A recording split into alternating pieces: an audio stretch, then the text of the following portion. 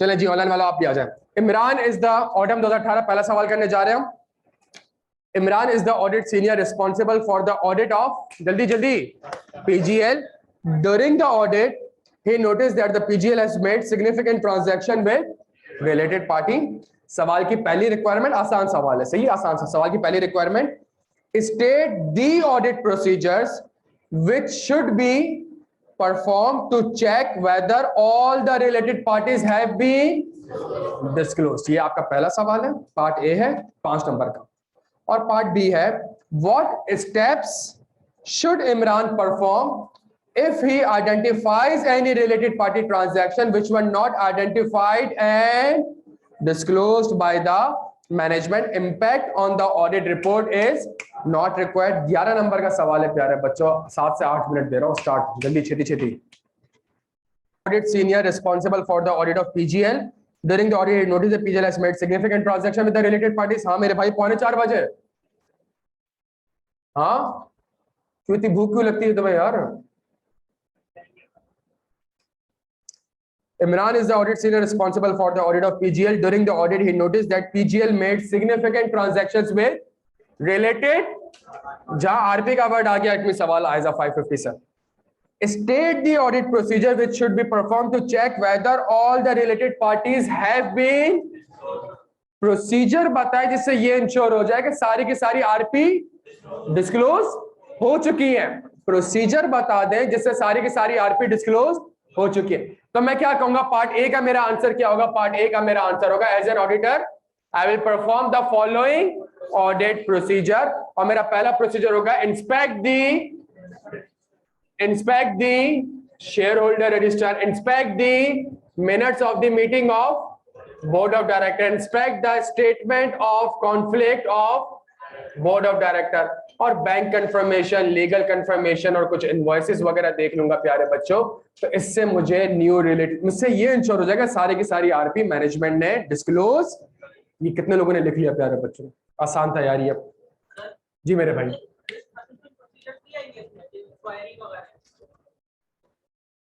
यार इस बंदे का सवाल बहुत ही जेन्युइन सवाल है, और यही रीजन है कि जो मैं मेहनत आपके साथ करता हूं ना, वो इसीलिए मेहनत करता हूं।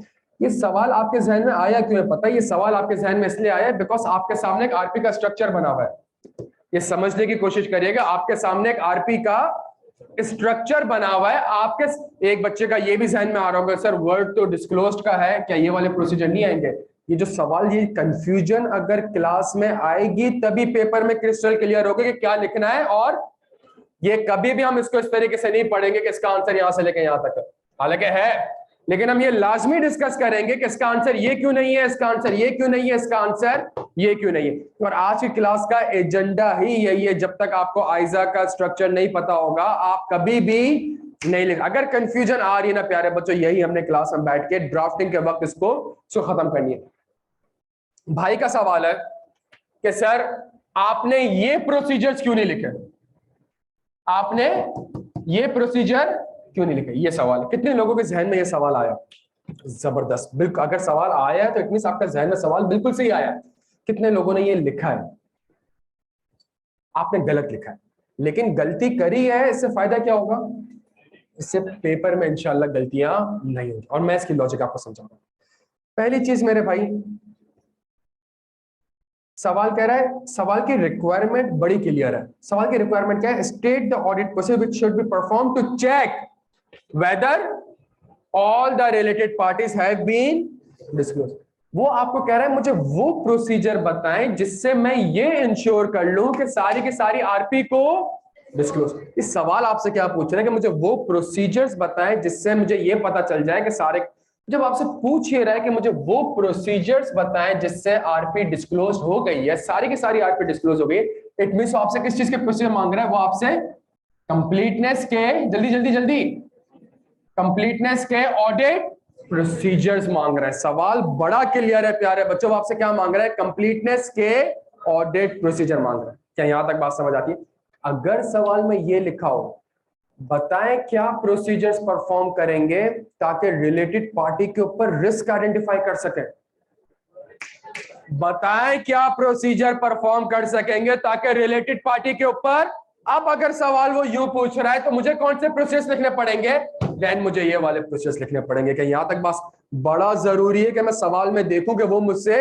और आरपी के अंदर सबसे बड़ा मसला क्या है, सुनिएगा। ये पहली किस्म के प्रोसीजर है, ये दूसरी किस्म के, ये तीसरी किस्म के, ये चौथी किस्म के, ये 5 टाइप्स ऑफ ऑडिट प्रोसीजर है। जब पेपर में सवाल आएगा तो ये कंफ्यूजन रहेगी कि कौन सा लिखना है और कौन सा। तो हम जितने भी सवाल करेंगे हम कभी भी इस तरीके से नहीं पढ़ेंगे कि इसका आंसर यहां से लेकर यहां तक। हम लाजमी डिस्कस करेंगे कि इसका आंसर ये वाला क्यों नहीं है। मैं आपके सामने सवाल वापस रीड करता हूं।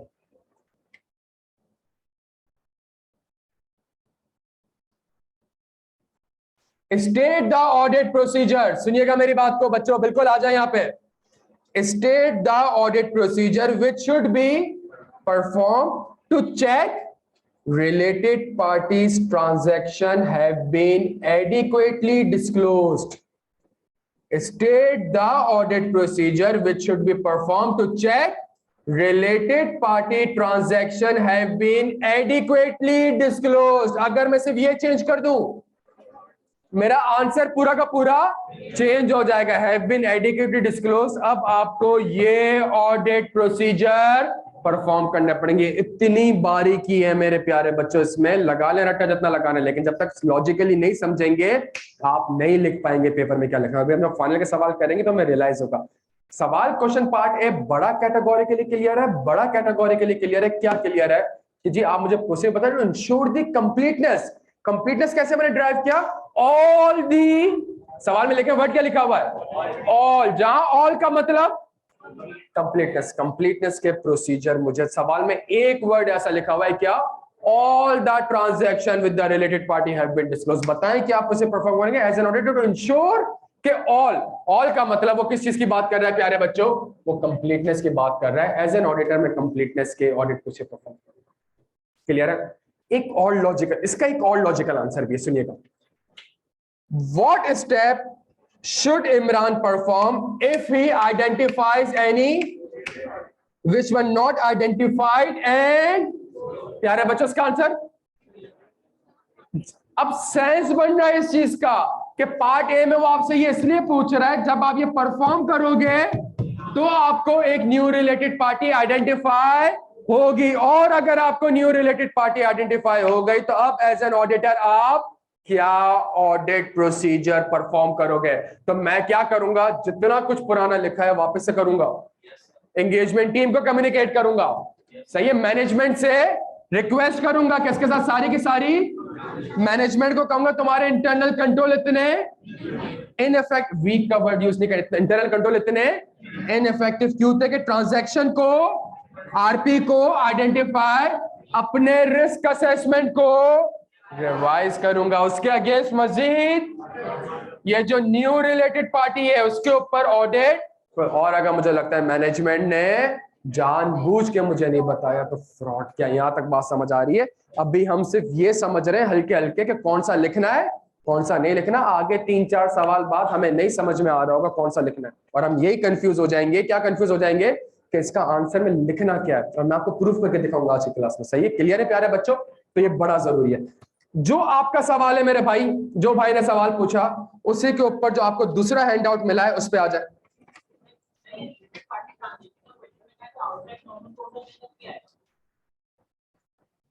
सर क्या सवाल में कहीं पे भी आपको outside the normal course of business की इंडिकेशन दे रहा है? वो क्या सवाल में कहीं भी वो आपको outside the normal course of business की इंडिकेशन दे रहा है? क्योंकि जब वो outside the normal course of business की इंडिकेशन नहीं दे रहा तो आपने नहीं लिखना। इसी के ऊपर मैं आपके सामने एक और सवाल रखूंगा। बट ये तो नहीं कहा outside the normal course of business हो रही है। जो कहा क्या आपने उससे, उसने आपसे 2 बातें कही है, 2 बातें पूछी आपसे। पहला, कंप्लीटनेस के प्रोसीजर बता दो। दूसरा, अगर कोई आरपी आइडेंटिफाई होती है तो सवाल बड़ा स्पेसिफिक था। सवाल ये बड़ा स्पेसिफिक था, रिक्वायरमेंट बड़ी स्पेसिफिक थी। तो आपने इफ एंड बट्स नहीं लगाना है। आपने कहा कंप्लीटनेस, ठीक है ये रहा, आइडेंटिफाई हो गई, ठीक है ये रहा। आप जो सवाल पूछ रहे हैं उसके लिए मैं आपके सामने आगे 2 सवाल। पहला सवाल आपका, सर ये क्यों नहीं लिखा, इसके लिए आपके सामने सवाल पेश कर रहा हूं। दूसरा, ये क्यों नहीं लिखा, इसके लिए भी मैं आपके सामने एक सवाल पेश करूंगा। डन हो गया प्यारे बच्चों। हम सवाल भी जिस सीक्वेंस में करेंगे वो बड़ी इंपॉर्टेंट है, खुदा का वास्ता है सुन लें ये बात। हम सवाल जिस सीक्वेंस में कर रहे होंगे ये बड़ा इंपॉर्टेंट है, ताकि आपको पता चल जाए कि आई कैप आपके साथ खेलता किस तरीके से। जब तक हमें ये नहीं समझ आएगा आई कैप मेरे साथ कैसे खेल रहा है, मैं कभी भी एज अ स्टूडेंट कभी भी पेपर पास नहीं कर सकूंगा। यहां तक बात समझ आ रही है? अच्छा।